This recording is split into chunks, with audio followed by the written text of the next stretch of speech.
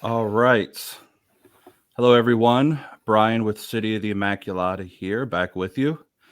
You know, whenever I do these little interviews, I always make sure that it's on topics that I'm interested in and people I want to speak to.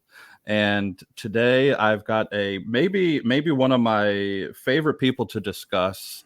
I'm really looking forward to this one today. And joining me to discuss this topic is Father Charles Anthony Mary of the Franciscan Friars of the Immaculate.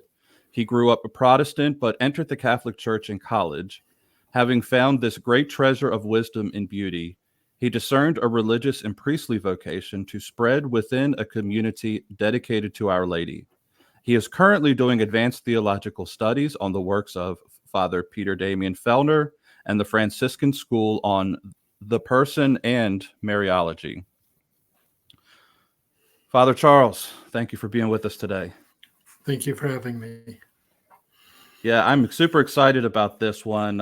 You and I have not really had a chance to converse too much, but I know we share a similar interest and love for this particular topic, broadly speaking, the Franciscan tradition, and specifically the work and life and thought of Father Peter Fehlner. I was wondering, just maybe to begin things off, what was your own introduction to the Franciscans? I know in the biography there, you have a Protestant to Catholic journey. Yeah. And what was that journey to the Franciscans? How did that come about for you? Well, so part of my entry to the Catholic Church was finding the Church's teachings on like marriage and the family. And then there were a series of articles by a priest who used to be part of the order, critiquing some takes on the theology of the body that were a little bit too sexy, maybe. Mm-hmm. And from there, then I discovered the Franciscans of the Immaculate. And my initial reaction was, not the Franciscans, Lord, like the Catholic hippies. And so that was a bit of but anyway, so then, yeah, particularly also associated with that was while I was coming into the church, we watched that movie, Oceans of Mercy, that talks about John Paul II, St. Faustina, and Maximilian Kolbe. And after we watched it, it was like, you had sort of the conclusion, you knew what followed, obviously with John Paul II, and then, St. Faustina passes away, and then the Divine Mercy message spreads. But it seems Kolbe was left hanging. So it's like there's this great impetus. He starts with the mission of the Immaculate, with the cities of the Immaculate, and it just sort of, okay, his biography stops, but then what happens to what he started? And then when I found the Franciscans of the Immaculate, and at least we aspire to continue what he started. Mm-hmm. And then the other way I say with the introduction is I was visiting different religious orders, Benedictines, Dominicans, talked with the Carmelites, FSSP, diocesan. And each of those visits, it was like, that was enjoyable, not really interested in doing it again. But then when I visited the FI, it was just sort of one visit naturally led to another, And then here I am. I entered in 2011, was ordained last year. Congratulations. Thank you. And And then, so then also when it came to like who is an authority on this, as I started my theology studies, like who could I sort of latch on to? And that was mostly, Father Peter, since he was sort of the bright intellectual light within the Institute. And I was in community with him for 1 year. His faculties were already failing at that time. And I was merciless during recreation I was in my first years of philosophy, so pestering them with questions about various things. Wow. And and then afterwards, before I had started philosophy, I had been working with our publishing company, the Academy of the Immaculate, also founded by Father Peter. Before he entered the Friars. He founded it with Father James McCurry, a conventual Franciscan, a good friend of his, from my understanding. And one of the projects that I did was preparing the book Caritas in Primo by Dr. J. Isaac Goff for publication, which is his doctoral thesis on Bonaventure's on the mystery of the Trinity, disputed questions on the mystery of the Trinity. And then that relationship with Dr. Goff just continued, and he did various seminars with us, one of which is available on YouTube as the Theologian of Auschwitz Seminar. And I actually have a couple videos that are in limbo, the last 3 still need to get put up. But I was thinking, I followed that series of videos, and it kind of was like an abrupt end. I was like, is there something missing here? Am I? There is. I need to just swallow my pride, because I tried to get like every 2 or 3 minutes a timestamp and a topic, and I should just throw them up there and get it over with. Well, Father, you mentioned the Franciscans of the Immaculates, and I think maybe before we just jump into Fehlner's work, I guess it's probably worthwhile for those who don't know, since it is an intimate part of his story. Who exactly are the Franciscans of the Immaculate? So we started as a Reformed community in 1970 with our founder and co-founder, Father Stefano Manelli and Father Gabriele Pelleteri, I think. And they went up to the mountains outside of Naples and at this friary there in the city of Friginto.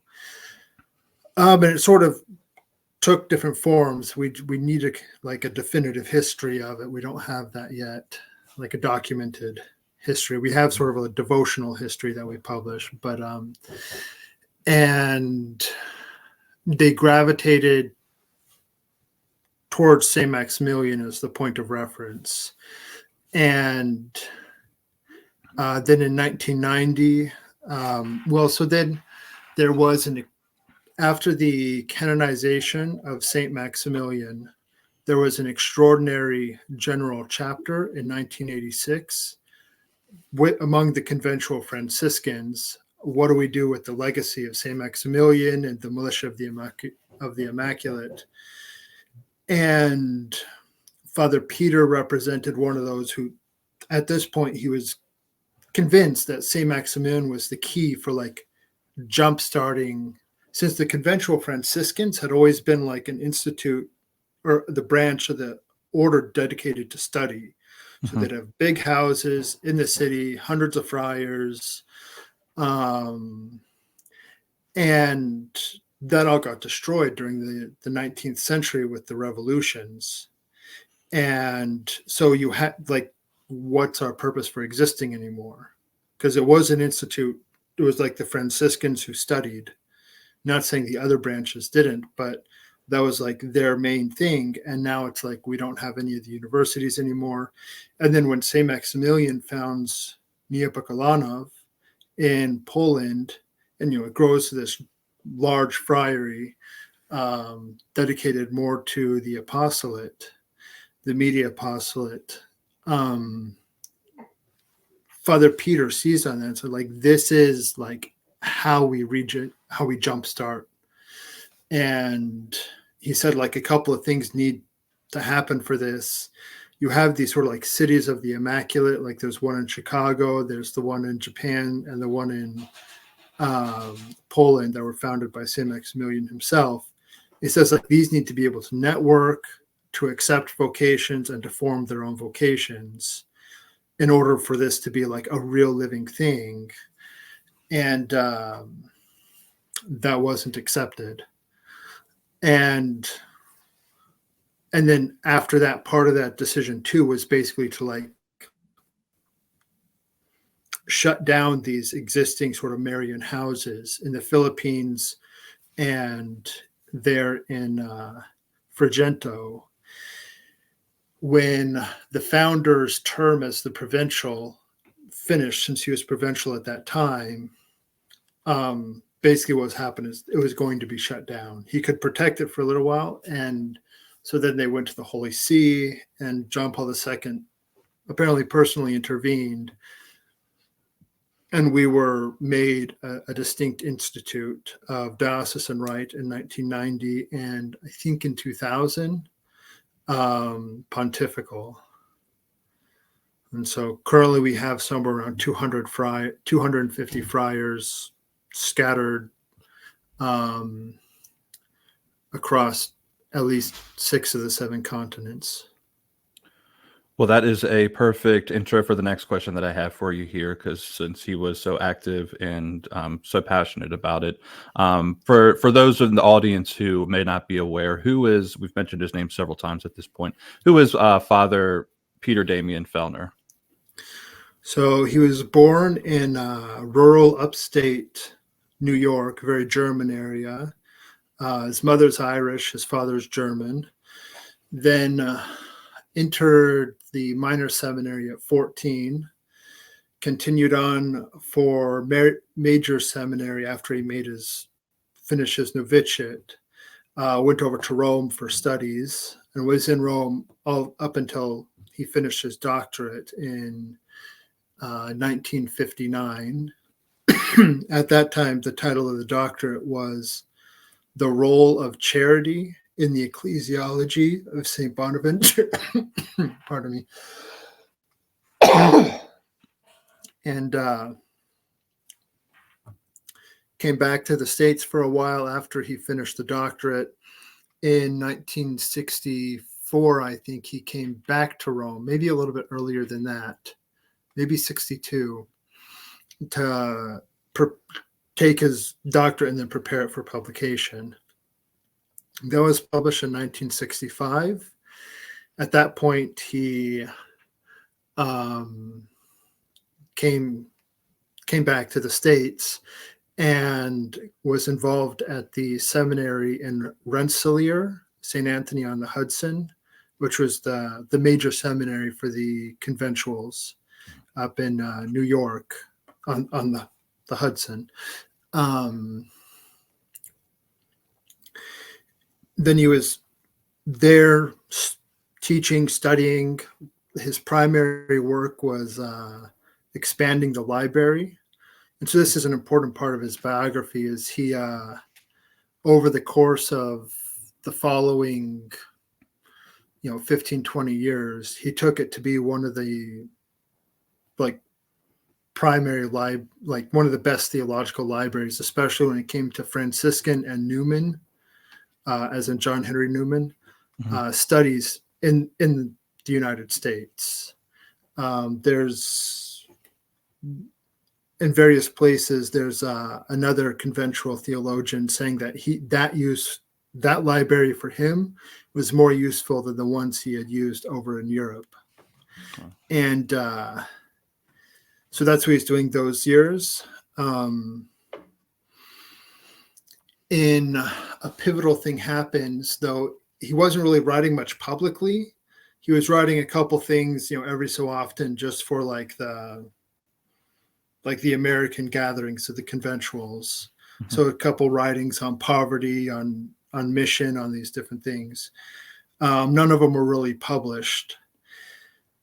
And then in 1996, and he just has a few, probably less than a page in total, where he talks about this in his various writings. He's involved in a car accident where the car loses control, spins, and he calls out to Our Lady as he's approaching the electrical pole. And he says the car hits it and it just shattered around the car, and he was unscratched. So he basically like just went through a telephone pole. And that sort of sent him on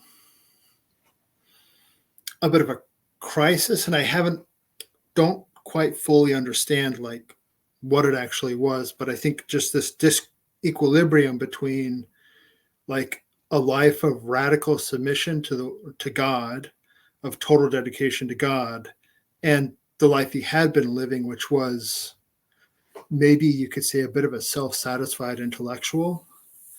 The way he describes it, I mean, you know, as they say, never believe the saints in their biographies. Because he's like, you know, I was, you know, a liberal theologian, and it's like if you read his writings, like, you know, he might have known what he meant by that, but it's not apparent to the rest of us. But anyways, he realized the radicality of the call to sanctity and how he didn't match up with that, and then also not sure how to actually incorporate that into his life. Apparently he said that led to a disequilibrium that kept getting worse and worse, to the point where in 1978 he was considering just leaving religious life, and like maybe just like leaving this, getting involved in like the Catholic charismatic movement, or you know, leaving, seeking professional help, something. I don't know. He, like I said, he just sort of hints at it.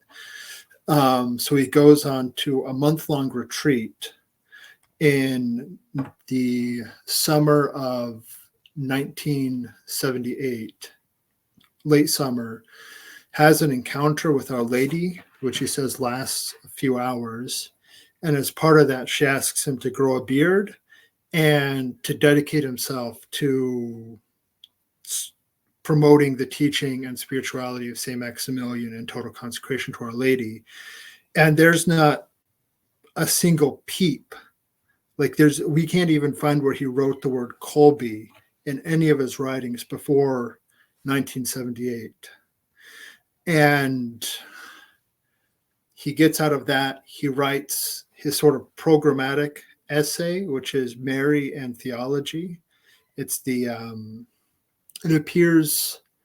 was first published only in 100 copies by the Mariological Society of America. Then in 2015, it was published, I don't have it here, but it was published in a book called The Newman Scotus Reader. And then last fall, about a year ago, it was published as the first essay in the first volume of his collected works. And it's sort of a coordination of time, because like he's writing this at the same moment that John Paul II is entering the papacy. So sort of a Marian sort of thing there. But there's that Polish pipeline there, right? From Colby to John Paul. Yeah. Then starts writing about St. Maximilian, defending him both conceptually, researching his sources, because it surprises a lot of people that theologians don't really like St. Maximilian. A lot of theologians don't. They think it's sort of like, you know, he's inspirational, but he's the pious journalist, right? Yeah, the pious journalist. You know, give him a Prozac before you take anything he says seriously. Yeah. So Father Peter's trying to say, like, no, like these are his sources. This is what he's doing. Like, you know, maybe like there's this error in a citation he has, which shows he's getting it from this book. So he's showing that he was intellectually engaged. Also defending him conceptually. Goes back to Rome in 1984 to work as the associate director of the MI.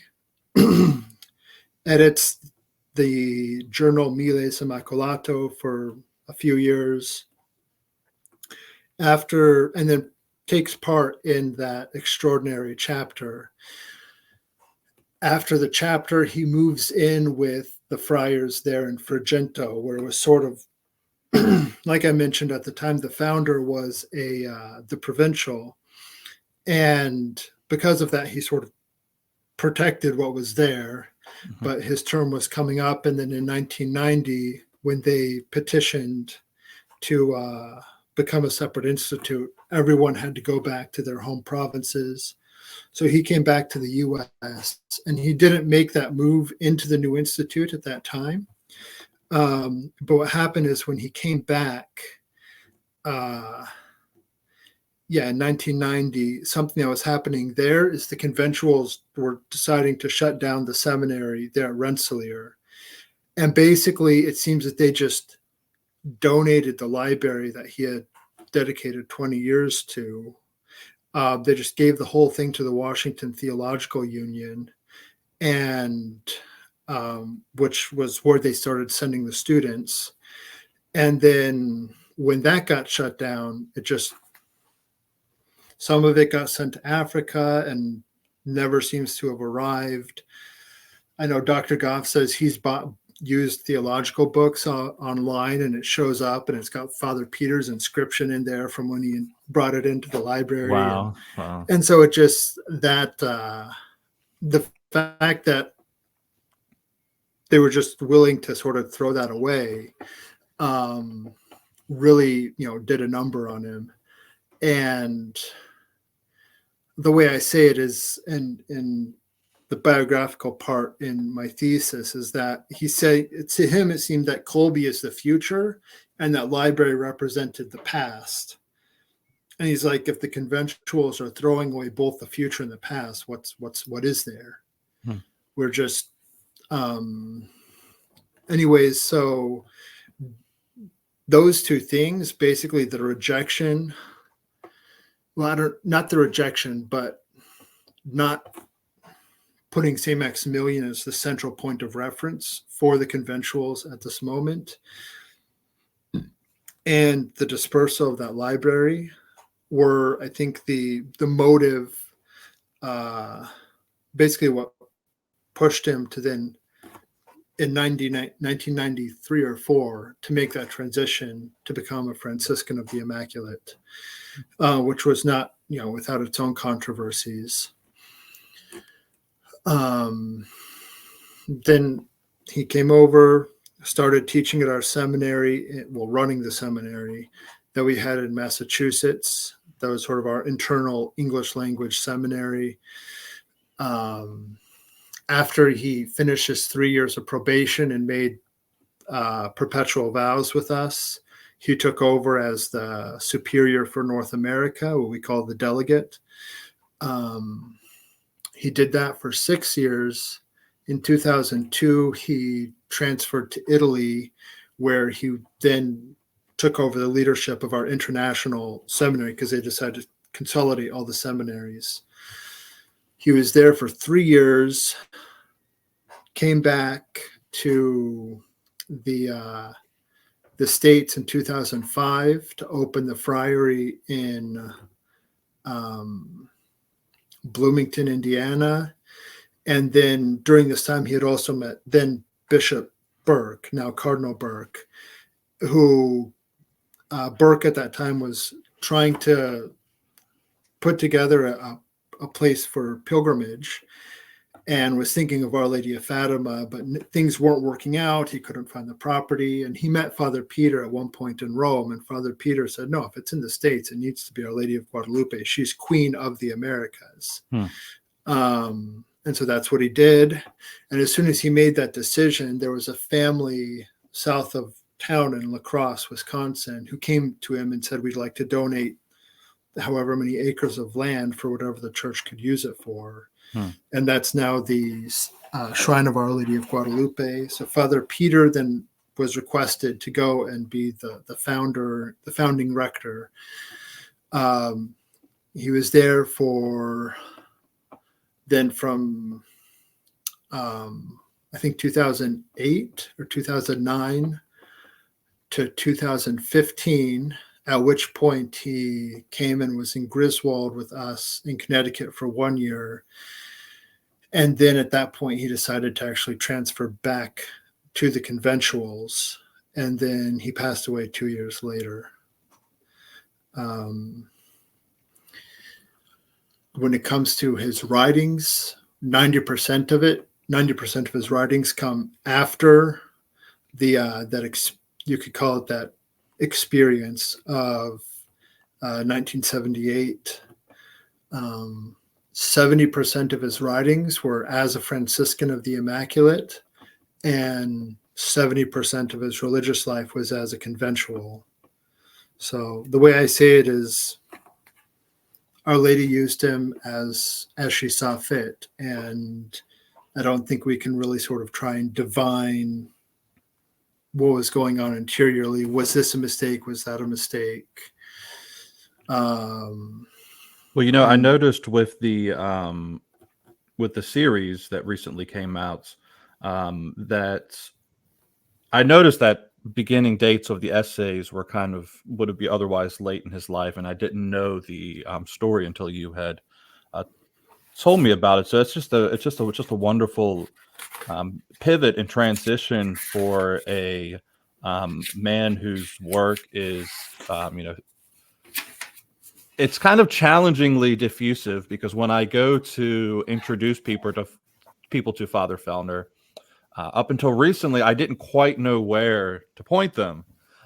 So the fact that this recent series of collected works came out, I think is a really great kind of milestone in the ability for people to be introduced to him, if nothing else, and compiling his work in opera omnia, may, God willing, place him in the wider context of some of the greater minds of post-Vatican II. Can you talk at all about that series? I think you may have been somewhat involved in that. Yeah, so process. I assisted mostly with you could say technical help, and so when it came to different, that sort of the editor, Dr. J.S. Goff, is brilliant theologically, but I mean, he himself will admit that when it comes to computer stuff, that's not his forte. So I was able to help with some of that stuff, with getting stuff OCR'd, edited, enhancing images. So like, old yellowed pages that he scanned in, like being able to do color processing to get back to like text that you could OCR. How many did you guys end up with altogether? Was that 8 series? So for what is released? There's 8 volumes. 8 volumes, yes. And then I also did the indexing using, computer tools, not in the end, it probably would have been easier just to index the traditional way, which is using it's not necessary to go into that process. it's quite a process. Super, but it's super fascinating that he just from these volumes alone, you can kind of get the idea of what a wide range of areas that he covered in his lifetime. Marian metaphysics, and the Franciscan intellectual tradition from Bonaventure to Scotus to Colby. I know what so the one that I'm working my way through now is actually, I started at the end with volume 8, so I'm working through yes, there we go. And I can actually link those in the description when this goes out. I have it linked in the description where people can sort of peruse that. Now, him actually, like I said, him being something of a polymath, I have struggled. Originally, I was just kind of getting people copies of the Theologian of Auschwitz into their hand, and I wasn't getting the kind of response that I was hoping to get from people that I gave that to. But there are just so many areas of his thoughts that one could explore. Are there any particular areas of his work that interests you? I would say a lot of the things that interest me, and what I've been working with, is his take on the person and the importance of that. So that's something that he's very strong on, is that the economy of salvation is like a network of relationships between real persons. Jesus is a real person, a divine person with a real human nature. Mary is a real person. She's active. She was active with Christ during their lives. She is active right now as a person, as someone with initiative in heaven when it comes to the mediation of grace. And so these aren't like Platonic, like, for example, Jordan Peterson is famous for treating Christ the symbol and sort of being a bit more hedging when it comes to like the historic Christ. But like Father Peter would say, if there's no historic Christ, there is no Christ. It's just there's nothing to even begin with. I thought that was an interesting thing with in the Theologian of Auschwitz, where he talked about how with Newman, there's a certain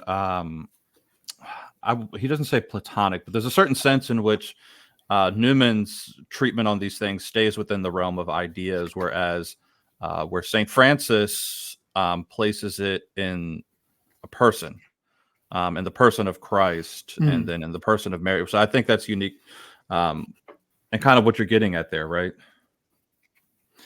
Something, yeah, with the Franciscan emphasis, and Father Peter would say that Newman accepted the absolute primacy of Christ, but there is this sort of, with St. Francis, you see this focusing in on Christ really present with us, God present with us in Christ as the way Father Peter highlights it is not so much saying the God-man, not so much saying the man who became God, but the man God, that is, this is a man who is God.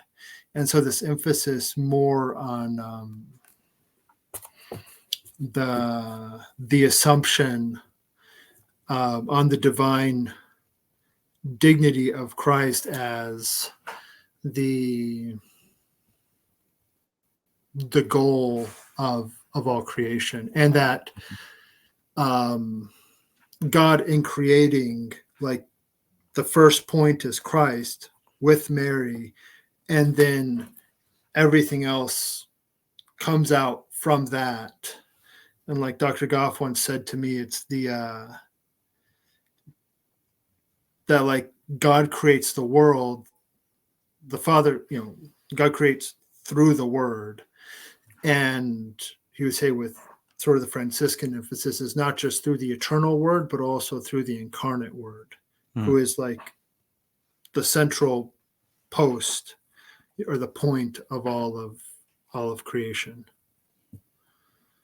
Well, you and a few others have been extremely generous and kind, including Dr. Goff. Dr. Goff has given me more of his attention than I deserve, neophyte that I am. But when diving into Fehlner's work, it can be a bit daunting. Do you have any particular place that you would recommend for beginners who haven't experienced Father Fehlner's writings yet? I would.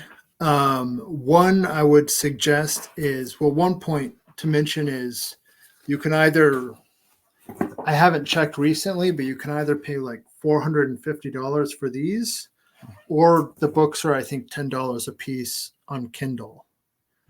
So it's actually cheaper to just buy a Kindle and buy them on a Kindle than it is to buy them all in print. So if anyone's out there with the budgetary issues, I would say within them, the very first article, that programmatic article, Mary and Theology, is an important starting point.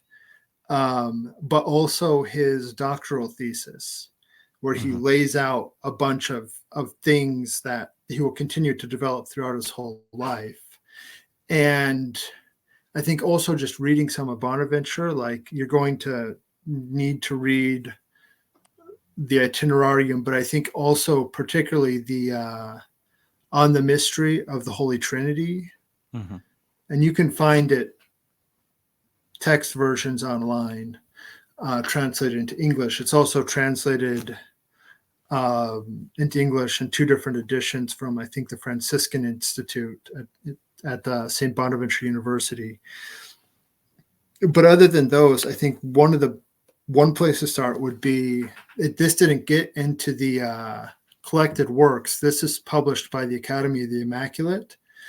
It's his translation of Bonaventure's The Triple Way.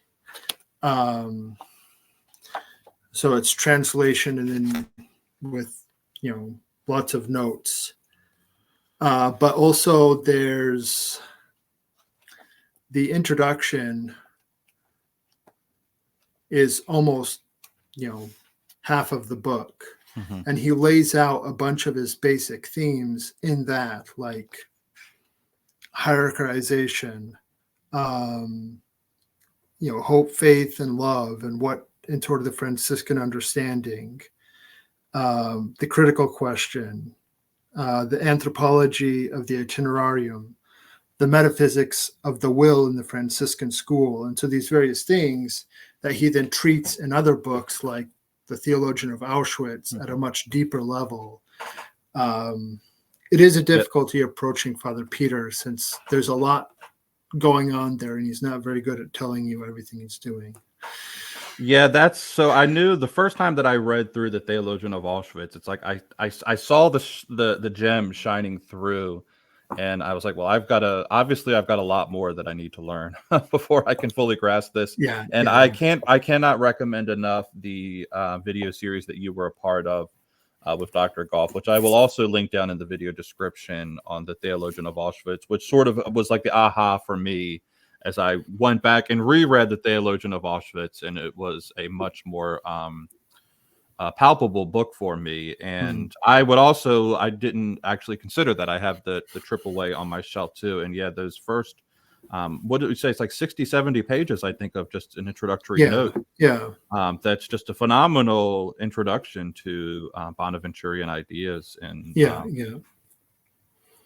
and one of the ones you brought it up there, that I've been particularly interested in, and I've never really, now that I've been reading Father Fehlner and I've been aware of it, I kind of see it in different places that I hadn't noticed it before, but I don't think anybody quite discusses it like he does. It's this idea of the critical question, as he phrases it, and especially his interest in Immanuel Kant and St. John Henry Newman. And I find that Father Fehlner has a unique take on Immanuel Kant that you don't necessarily find in Catholic circles. And maybe this is where some of his earlier liberal academic history. I mean, that's the way he says, like, he comments in this book is 3 essays of his on creation. It also has one of his earliest writings, which is a takedown of Teilhard. But one of the comments he gives in there is it's sort of his position's developing across the articles, and he says he went from a more Kantian perspective, which was like, okay, theistic evolution, whatever, it's fine. And then after that experience, he sort of went more into what you call, I don't want to say, fundamentalism is kind of a meaningless word anymore, but like very much emphasizing something more along what you'd find amongst evangelical Protestants, of like God created individual kinds. And then he realized, well, that's not quite right too, because that takes you towards Calvinism. Like you're saying there's really there's no contribution. Creation is just passive. We're all just sort of sock puppets in the last analysis. And one of his things is that persons have wills, and wills are real starting points. So each individual person is a real starting point within contingent reality, and taking that seriously. Well, So I yeah, noticed. so Well, I noticed too with his treatment on Immanuel Kant. One of the things I appreciate about Father Fehlner is, and this is actually just related to what you were just saying, is he is very interested in grounding his work in dogmatic theology and making sure that the perennial teachings of the church sort of remain at the fore, while also engaging and not being completely dismissive of someone like Immanuel Kant, or even the ideas of John Henry Newman in terms of development of doctrine and these sorts of things, where when one has the authentic dogmatic magisterial teachings of the church as sort of that foundational base. And this gets into, I think, where his treatments on Bonaventure and the modes of theology are, where if you have that foundational aspects correct, then you can do things like engage in speculative theology without those, without the sort of, I don't know enough about the ressourcement to, I know enough to kind of get myself in trouble talking about those guys. But it seems like in some sense, many of them sort of wanted to drop some of the guardrails and just do speculative theology, sort of carte blanche without any consideration to, I mean, the better of them, I think Ratzinger did a good job. Ratzinger really appealed to like Bonaventure and the Scholastic. He didn't dismiss those.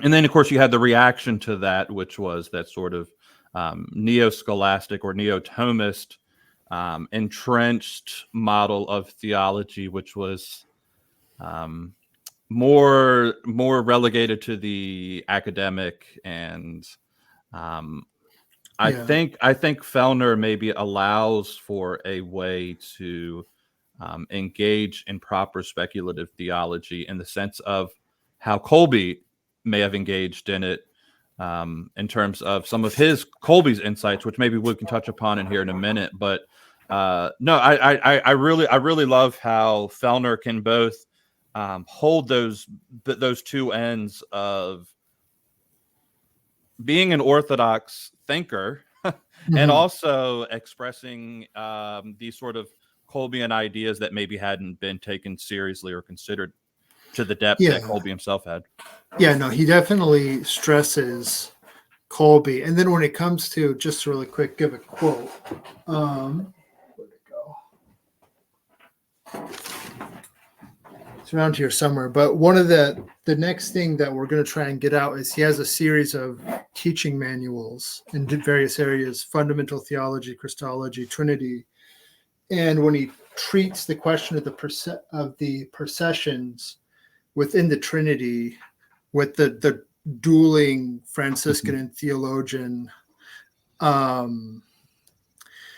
he says that at the end of the day, these are both orthodox and they both illustrate points that we need to pay attention to. And we can't really fit them together.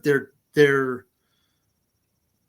incompatible in a way, but they're both fully Catholic and they both need to be attended to. So that's sort of, he would also add that those are the only two Catholic approaches, that everything ultimately,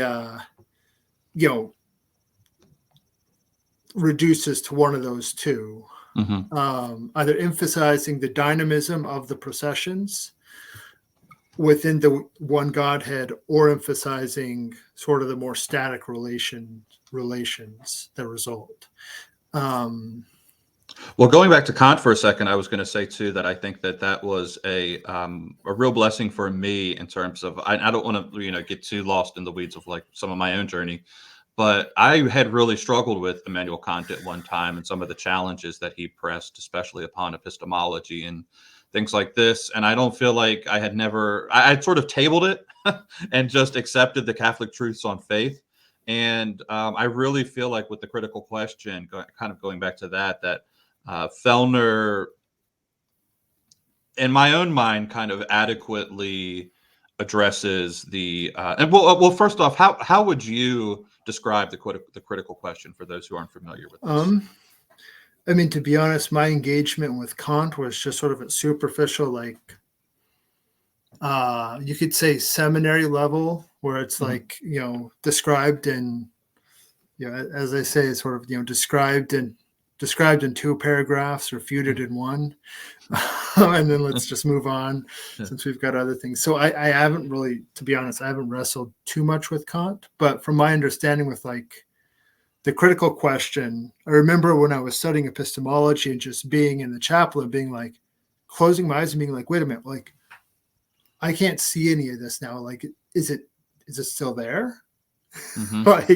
like realizing like all of a sudden very much like I'm in here. Yeah.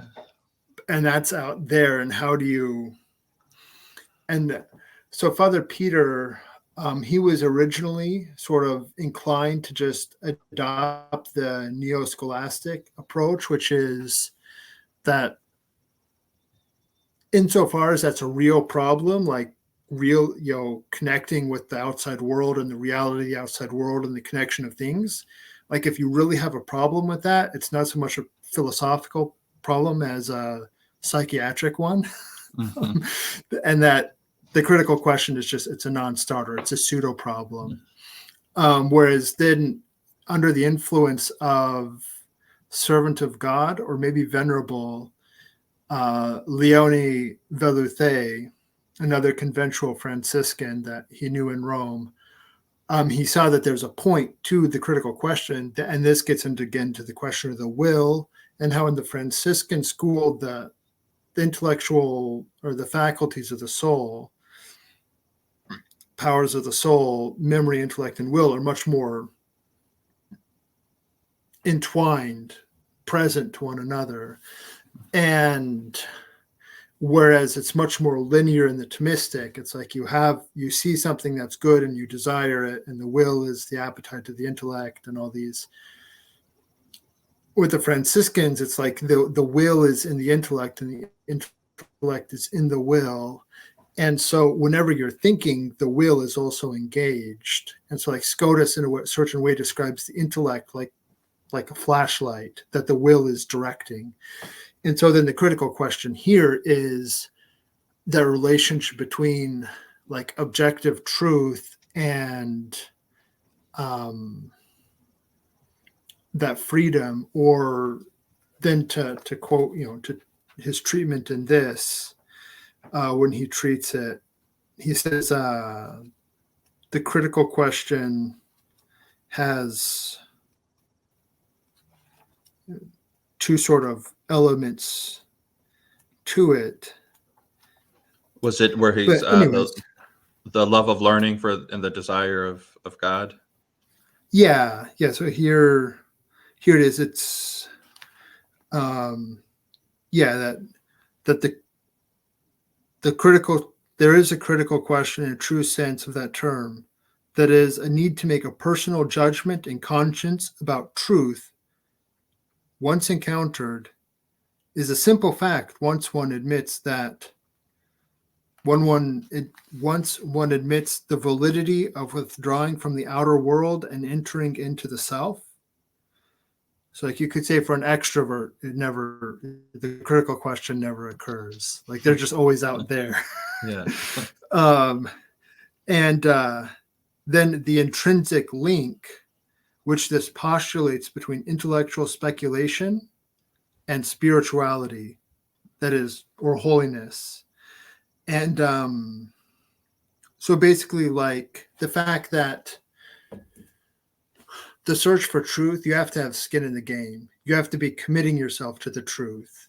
It can't just remain at the level of mere intellectual theory, but you have to really enter into it with the full of your person. And so I think that's sort of a sense of the critical question there. He says, if you go to the level of pride and ingratitude and expect the world to justify itself before you, he says, in that case, it's just going to dissolve. It's going to dissolve in your fingertips, and that's modern philosophy. But if you're able to enter in with humility and realizing that the light that shines in mine and the light that is in the world, the rationality in the world, both ultimately come from God, and being able to enter into that, or having that humility to realize that I can only account for reality and for myself if I'm willing to die to myself and move to exist at a higher level. From my understanding, and this is something that there are a couple of things in Father Peter that are deep, and they're hard to sort of get into. I was speaking with Dr. Goff back in May, and he was saying just at that time, like after all this time, he just went a step deeper into what he means by the critical question, and how like the resolution of the critical question is in Marian consecration, is in sort of that allowing her to become your teacher. And this also has to do, it's very biographical as well, because this is what happened to him. He had that crisis between the love of learning and the love of God. And that in 1978, with that experience, like, how do I put these two things together? And Our Lady basically said, by handing both to me.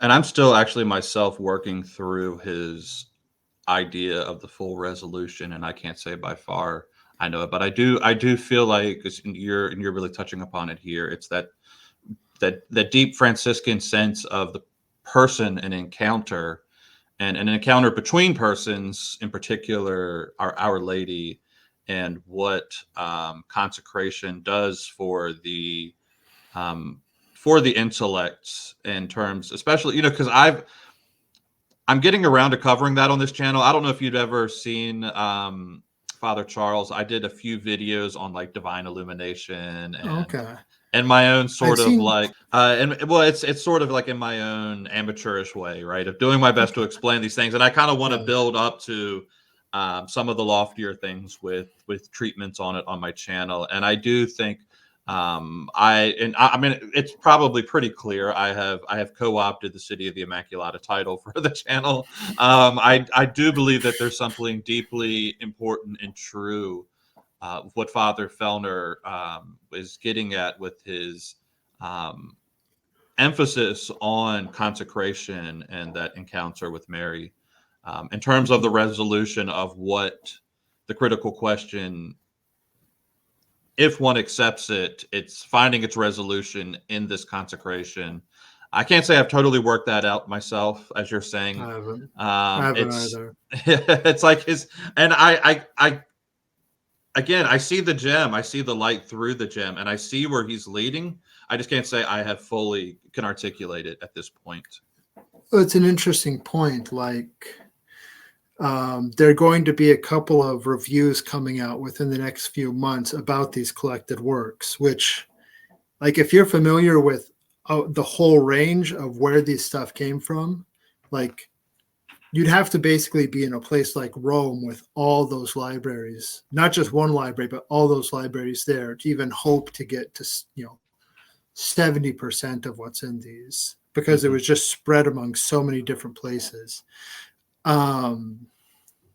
It also took Dr. Goff about 3 years to get permission to do it, because Father Peter didn't really think it'd be worth the effort. He was, that's one of the things I've gathered from just my little bit of biography that I've gotten from Father Peter, is his humility was true. It was almost to the detriment for those of us that want to elevate him and bring spotlight on him. It's not the easiest thing to do, because he was incredibly humble man. And in an immediate, like, I remember I was once doing dishes, and he'd be there drying the dishes. He's 82 years old, not steady on his feet. And I turned around and almost ran into him. And his reaction was like, reach out to grab me, like, "Oh, are you okay?" I'm like, "Father, like, I'm 28 or something. I'm 28. We're both about the same height. At least we were when you were younger. But I weigh a lot more than you do." And you're 82. So if anybody's have to be worried, but, I'm sorry, I distracted You us. were talking about his collected works and the places where he drew his sources from for all the different libraries. And there was going to be a review, Oh you yeah, were saying. well, not so much where he drew his sources from, but where all these different things were published. Oh, that's right. Yes, yes. And Yeah, I've heard that. Yeah. so like there's a couple of essays in here. What were they published in? They were Mhm. published, in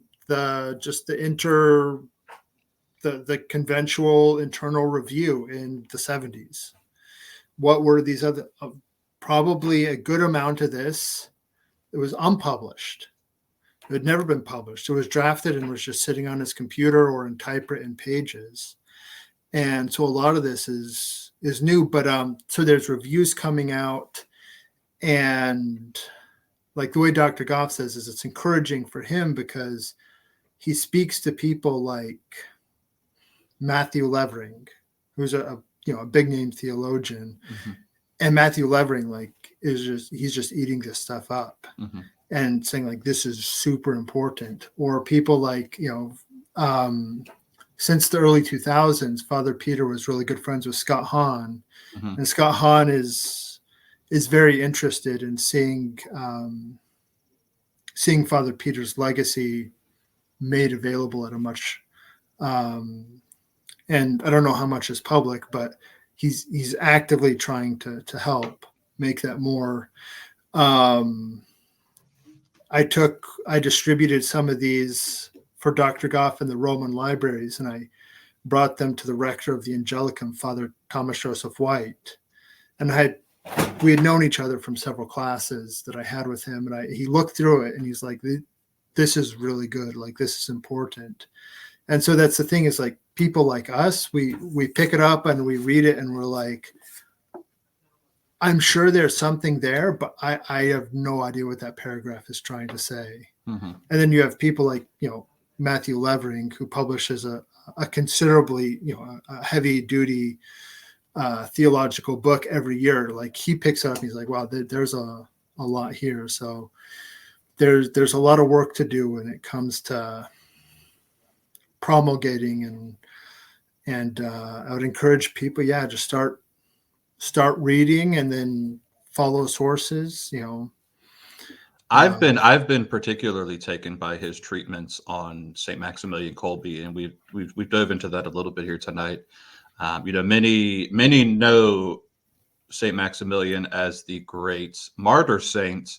Mm-hmm. Very few, I feel, know or acknowledge, and those that do, as you mentioned, aren't necessarily favorable towards the Mm-hmm. idea of Kolbe as a theologian.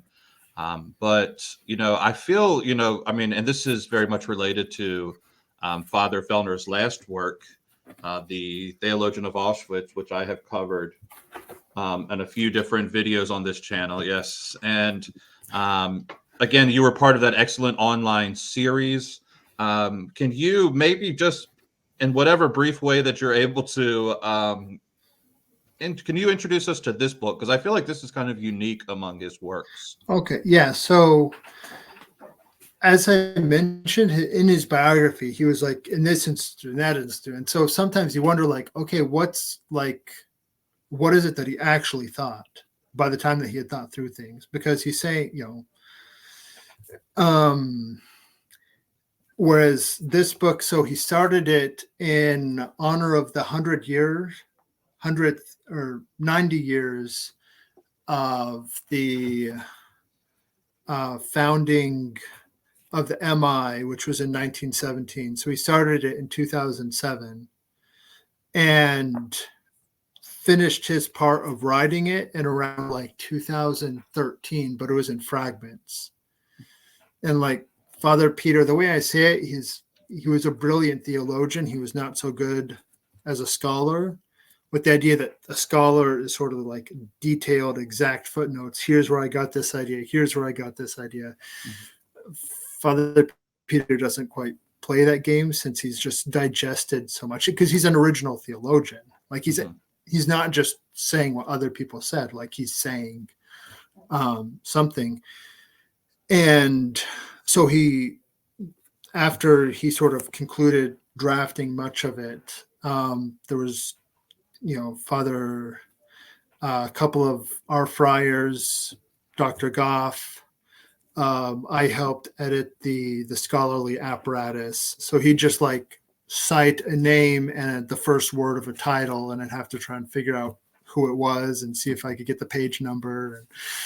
And then it came out. So his dying wish was that it would have come out in time for the conventuals chapter. And I think 2000, it was the year before this got published. So 2018, unfortunately, that didn't happen, but it shows that like, this is sort of like his definitive word. This is all 8 volumes are reflected in this.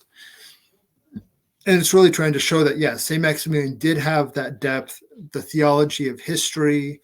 There's something connecting all these things of what Franciscanism is, the history of the MI, that St. Maximilian was not an unstable, not that he wasn't, that there's a solidity there.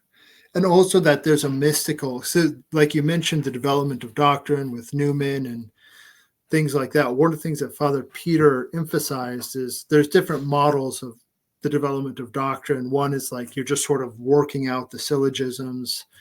Others is, the one that Father Peter would emphasize is the role of charismatic. That the charismatic always leads the theological, that you have a mystic and that mystic's experience leads to a new development in theology. So you have like Corpus Christi. It was, I forget the name of the saint, but it was inspired by the writings of this one saint. You have, what he would say is with St. Maximilian, and then the adoption of the absolute primacy and the Immaculate, or not St. Francis, and the absolute primacy of Christ and the Immaculate Conception associated with that. And so he says St. Maximilian is one of these figures. He's both as an intellectual theologian, like he can dance with the best of them, but he's also the sort of chosen instrument for bringing the church forward in history. And you mentioned the modes of theology, which is like what you call symbolic theology, proper theology, and mystical theology. And in Father Peter's conception of it, you have the symbolic theology, and symbolic means basically all the stuff of our faith thrown in together. You've got the creeds, the sacraments, the canon law, this is like what you learn in the catechism. So it's like the common faith. And then you have it lived, and like the lived experience of it in mystical theology, non-mystical theology in like the technical sense of like the, but there's a difference between knowing what the catechism says about the Eucharist and going to adoration. And then between the two, and he would say suspended from the two, you have academic theology, which is because you're not dealing either directly with the living of the faith or the core of the faith. There is a certain plurality there, because no one system can try and get everything. But that proper theology always has to be at the service of the fundamental teachings of the church and to its living in like what Bonaventure could call maybe the book of life. And the role of that proper theology, which tends to get obscured today, especially in like the post-Kantian world, where it seems that intellectual pursuit for itself is something. He would say that the role of proper theology is to present the object of love and how to get it. So what is it and how do we get it? And that it's helping you move from like, okay, you got the catechism, now you need to get to a holiness of life. And there's sort of this intellectual moment in between. And so he would say St. Maximilian is an expert in these, but particularly the gifts that he received at the charismatic level means that there is something in him that pushes the church forward in history. And and that's not something very many other people are willing to say.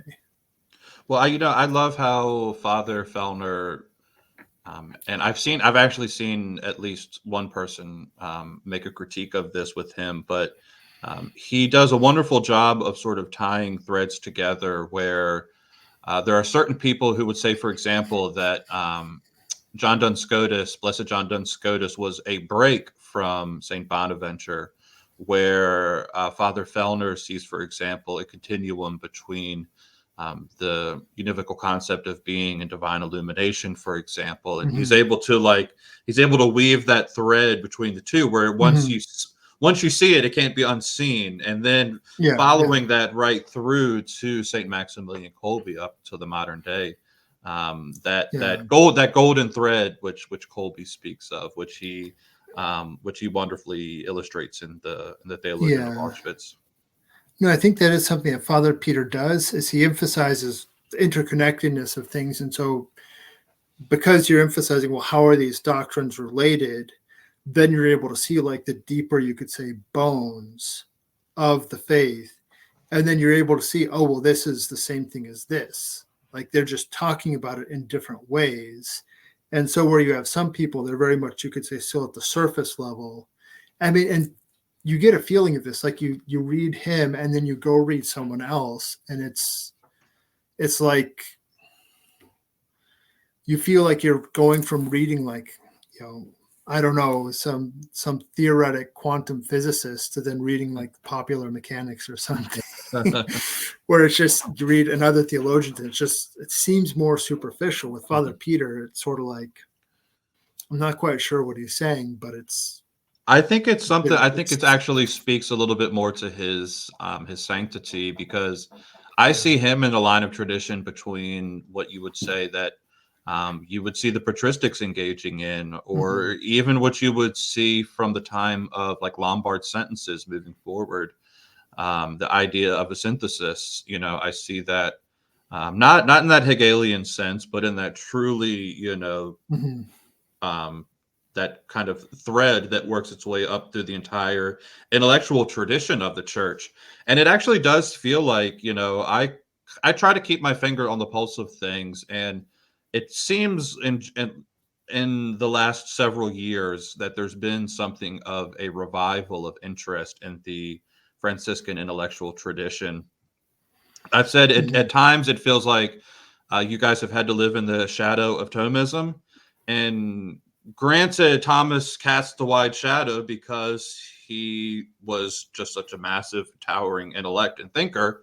But that revival in Scotus, I see it. I see it in Bonaventure, and Father Fehlner in particular seemed to have a really great concern for the order, the role of the order moving into the future, and as you were saying, it takes up quite a bit of space in the Theologian of Auschwitz as he sees Saint Maximilian Kolbe's project. It actually, it makes me think there's a beautiful reference in the Theologian of Auschwitz where he talks about this intellectual process of, because one thing we haven't mentioned here is that the order of this book is structured around a book that Saint Maximilian had intended to write on Our Lady and the Immaculate Conception, and how he sort of, as you're saying, trying to push the order forward. And then you would almost feel like, in a sense, my gut reaction would be, well, wow, that was completely undone and obliterated by what the Nazis did to him. Whereas, as in contrast, though, Father Fehlner would say, no, that's actually the full resolution or the fruition of Kolbe's life and work, is what he didn't write in that final treatise on Mary, he actually fulfilled in the act that he did, the act of becoming the martyr of charity. I'll send you this image. This was my ordination card. It was made by, I sort of directed what it would be, but it was made by, I think, Elizabeth Lemmy. She's the wife of the music director at the seminary of the Fraternity of St. Peter out in Lincoln. And his folks are from my parish out in South Dakota. But it's precisely that. It's like the stigmatization of St. Francis in a way is like divine confirmation of his charism. And this, it's like the St. Maximilian in the death camp with that self-offering, and then the seraph up above, where it's like that's sort of the and then that's the whole question of like, I am a Catholic priest, and I mean, and that's like the back of the ordination card right there. Oh wow, that's fantastic. But then, like what he's saying there, where he's like, I am a Catholic priest, because he had this whole question: who is the Immaculate? When she says, I am the Immaculate Conception, and he ultimately, his insight that he writes down on that morning when he's arrested for the last time, is that she basically bears the name of the Holy Spirit, who's the eternal Immaculate Conception, and she's the created Immaculate Conception. And so when she says, I am the Immaculate Conception, she's speaking in a quasi-divine way, because she's totally united to one who can say, I am the Immaculate Conception, simply with that like divine I am. And yeah, I think just getting into this, it's like there's the greatness of Our Lady, and there's all these saints quotes about it, like, but when you start to see, like, at a theological level, just how much God has blessed her and what role she has, and how like pivotal she is to the whole divine plan, it really is, breathtaking. Well, I plan to at some point in the future tell my own conversion story. I've promised my listeners now for over a year that I was going to tell that story. I just haven't gotten around to it yet. But I do actually say that there are something of two conversions in my life. The initial conversion that I had to the Catholic faith, which in many ways was an intellectual conversion. I knew the Catholic Church was true. I accepted her, even the things that I struggled with on faith. And at the same time, I went through many years of this. I've been in the faith now for a little over 10 years. But it wasn't actually until I discovered Father Peter Fehlner and his work that I would say that my faith was actually transformed through the lens of the Franciscan tradition, where all of a sudden that idea of all of the stuff that I had been doing on the intellectual academic realm of theology, I had just been kind of like filling up my head to the point where it was actually a bit unhealthy. And if, going back to the beginning of this channel, I knew I needed to sort of make my faith come alive. And I would say that second conversion happened for me when I did the total consecration in the Maximilian Kolbian mode at the behest of reading Father Fehlner's work in the Theologian of Auschwitz, and just what he's talking about with Kolbe, getting at bringing the Immaculate Conception into the life of the believer and the life of the church. And I have been totally sold on it, not just in the intellectual sense, but in the transformative effect that it's had on my own life.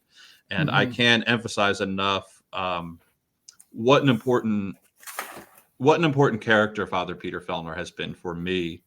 And I really appreciate the work that you're doing and the work that others are doing to sort of get the word out there, get the works out there. And on that note, is there anything that you're aware of that we could maybe expect in the future regarding any particular Father Peter Fehlner projects? Well, I guess just one last comment on that. So in this, the 5th volume, it has 2 sections. One is basically his writings from the 70s, which is just like writings on the Franciscan order for like poverty, community, things like that. But then the last half of the book is previously like basically unknown writings of his. Because when he came back to the States in 2006, he also part of that whole experience in 78 is that he allowed a priest who was involved in the charismatic renewal to pray over him. And then, and he says one of his interests in John Paul II was that John Paul II was both interested in ecumenism, in the charismatic renewal, and in a very high Mariology, which he says seemingly those things don't go together. Usually when someone's interested in ecumenism, they're neither really super involved either in Marian stuff or charismatic stuff. I guess if anything, they downplay those aspects. Yeah. And then, I mean, you could say, well, there's the certain meeting of charismatics.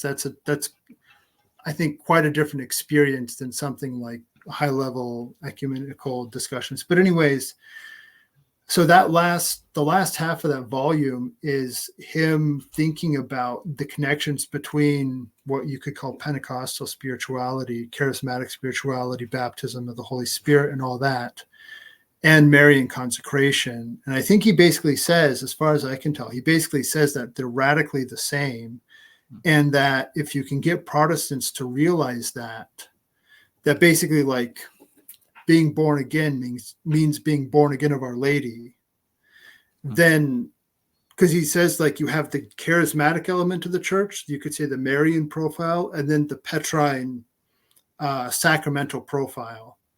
And as long as we don't share the same, we can't receive the sacraments together if we don't have the same faith. But if we're sort of trying to follow the same Spirit, the Holy Spirit, as he would say, it's that the adjective is important because there's many spirits that one can follow. That then what will happen is Our Lady will bring around that union, and then the eventual union in the sort of hierarchical sacramental order will just sort of follow almost automatically. So that's, I think, a really interesting area. I mean, my background is evangelical Protestant, so when he says something like that, I think that's a really interesting and profound thing. But moving forward, that was just a comment, like the second conversion, sort of that, like entering into that of Our Lady, something similar to what they would experience in the charismatic renewal with that sort of new birth in the Spirit. I'll have to tell you too, the major Father Charles, real quickly. It's funny, and I'd never considered this before, but mine actually began with a car accident as well. So I'll have to talk to you about that at some point in the future. Yes. Okay. Yes. But anyway, so current projects in the works are, as I mentioned,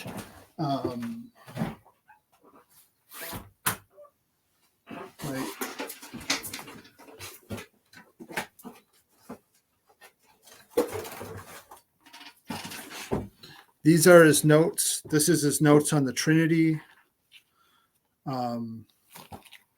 This is his Christology manual.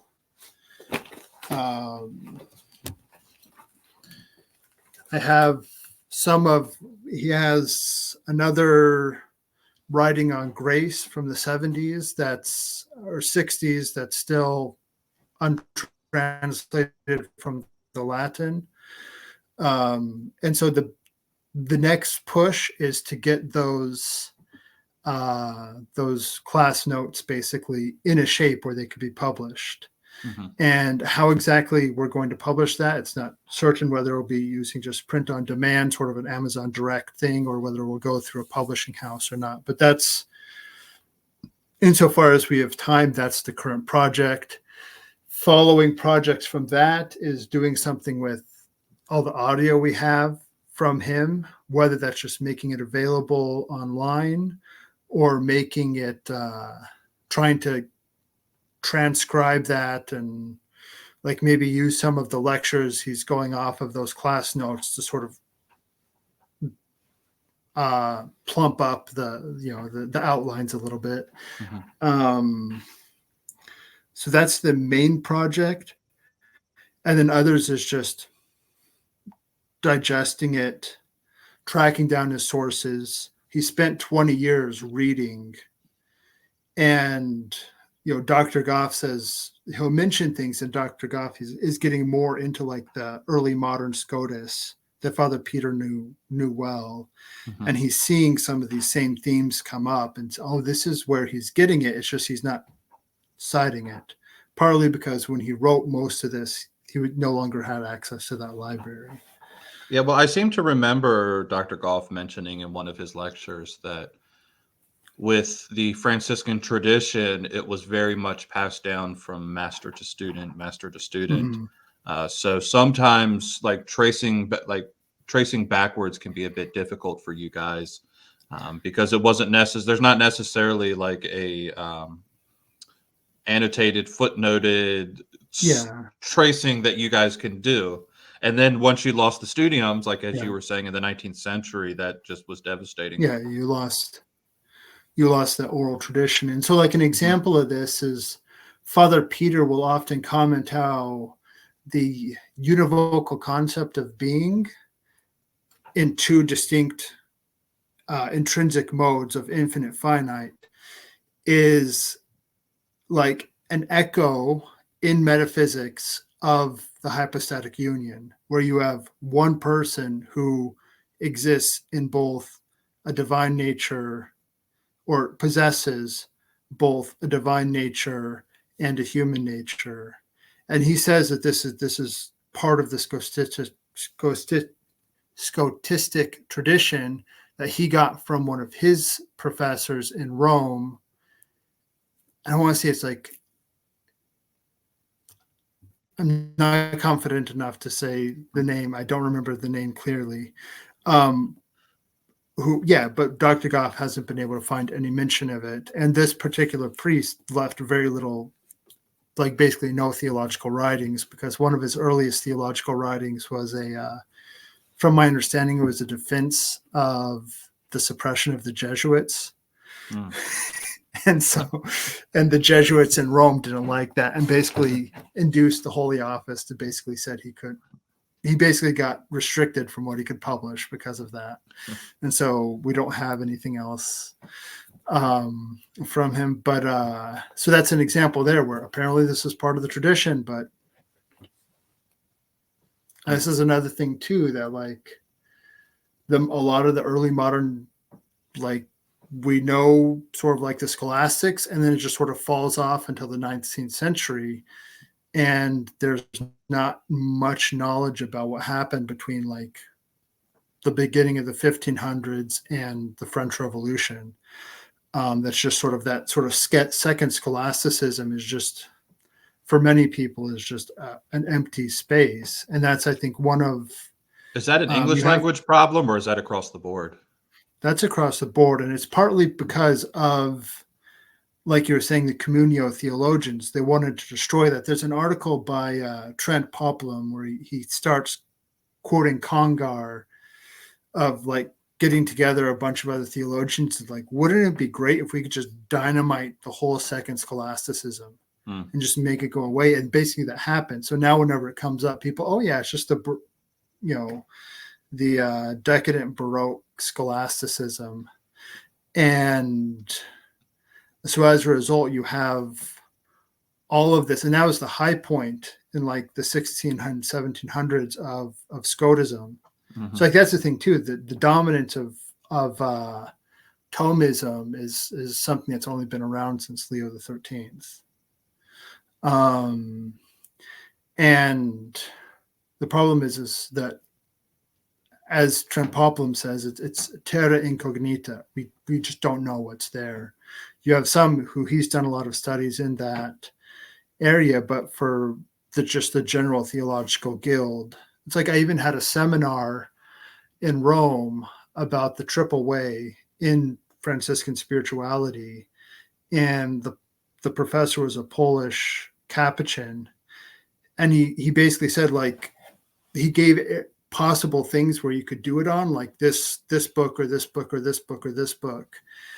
And he says, and basically what I did is I just looked up indexes. I just looked at, there's this collection of like Capuchin mystics and then Franciscan mystics. And he just looked for triple way in the index. And he says, like, nobody knows what's in these books. Like, we don't know how this is. I can't really help you with this seminar project because we don't know what's in here. And so I think that's been the plague, I think, of the Franciscan order, at least in its intellectual tradition, is just as as an outsider looking in, the process seems to be a little bit haphazard. Where I guess the Dominicans give them their due, neatly packaged. And this is largely due to Thomas himself, but his stuff has been neatly packaged and preserved, and that line of transmission is fairly clear with them. Like you said, where with the Franciscan order, it's kind of like the Franciscan order, right? It's it's a bit more messy over here. The Thomists, it's they're like the Jesuits. It's very orderly, very sort of military. You can imagine them like at a military parade, walking. Where that's not going to happen so much with the Franciscans. But also another part of that too is after the council with the whole idea of return to your fonts. Well, for the Dominicans, like St. Dominic is not that pivotal of a figure. I mean, he's the founder of the order and great guy. I'd love to have a beer with him, but it's not like he's like the figure point. The figure point's Thomas Aquinas. I remember Father Benedict Ashley once in an article said that, as a friar, he was sort of trying to figure out what is our charism, and he realized it's just the application of Thomas Aquinas to contemporary questions. Said in full respect to the Dominicans. But after the council with the return to your fonts, it was like the idea was, and this was influenced also by like 18th century or 19th century historical, especially like Par Sabatier, with this idea that like Bonaventure and the following like presented an artificial Francis in a way. And we have to get back to the actual Francis, not the Francis of like Bonaventure's biographies, but the Francis of his own writings and his own historical situation. And so it just became so much focused on that, or just so much. So the spirituality of St. Francis, or the history of the early Franciscans, or just completely contemporary questions of like, migrants and ecology and these sorts of things. And there's this whole gap of the intellectual tradition. So this is a problem we see, even at their universities in Rome, where it's just like, I've considered trying to do my doctoral work on the early modern Scotus. The problem is there's not a single professor that I know of in Rome who's could really lead that. Well, that's I guess the good thing about this, and I've spent quite a bit of time with this, thinking about it, and just when I presented on my channel, is that we have the okay and the go ahead from the magisterial teaching authority of the church, who has in many ways elevated Bonaventure in particular to such a prominent role. And pointed to him many times over. I mean, you can just go through the high, even when Leo the 13th is suggesting that we return to the scholastics and is really focusing on Thomas there, he still shines that light on Bonaventure. And I say too, not long after Pope Pius V elevated St. Thomas to the level of doctor, that was immediately followed by his successor of the elevation of Bonaventure to doctor of the church.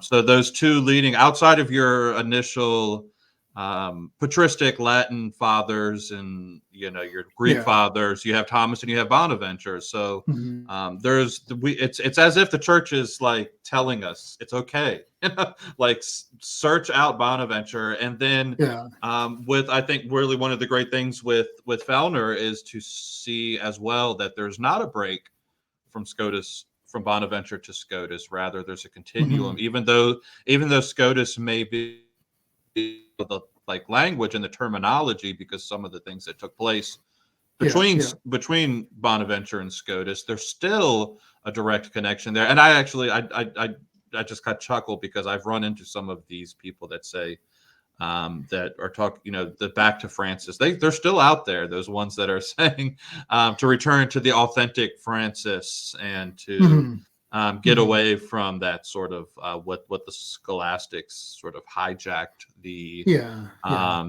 pure Franciscanism, that pristine first, second generation Franciscanism. But no, and I'm like my channel here, Father, is, I'm kind of I'm small fish in a big pond, but I'm doing my small part to. I've always said when I put material out, some of it that's my own work. It's monetized through YouTube, and but I will never monetize the Franciscan stuff that I put out in any of any of that work, just because it's been such a gift to me. And I want to and then like you and others have just been very kind and generous with your resources that have been given to me, that I don't feel like I would ever do that. I want to see this stuff out there. I want to see Fehlner as common a name as you would among any of the other great thinkers of the church that are discussed on a regular basis. And I might be putting the cart before the horse here, but I think one of the things that would maybe help that in the long run is the process of his cause. Is there any murmurs of that? Any discussion of that? Or I know we still were waiting with bated breath for Scotus to finally get his. Yeah. So sometimes we have to be patient for these things, but I said, I'm not trying to put the cart before the horse, but is there any? Yeah. I mean, honestly, not that I'm aware of. I mean, there are those who knew him. I know, will invoke him, and I think a lot of it will just be making him better known. Both because I mean, this is a thing too. You mentioned how with that consecration, things sort of came together for you. It's a similar thing too. You see when Father Peter had that all happen in 1978, at least according to Dr. Goff, there's just a very clear difference in his writings afterwards, where all of a sudden it's not so much writing about theology as it's writing theology. This is someone who is writing more about something he knows, and then the reality of the figure of Jesus and Mary just becomes so much more prominent as real. So I don't know if it's complicated in the fact that, he went from one order. I mean, the implications of his moving orders, to be honest, one of the implications is that he went back to, the conventuals a generation after he had left them. And so he was a well-known figure, and then he left for the FI, and then he came back just basically for 2 years before his death.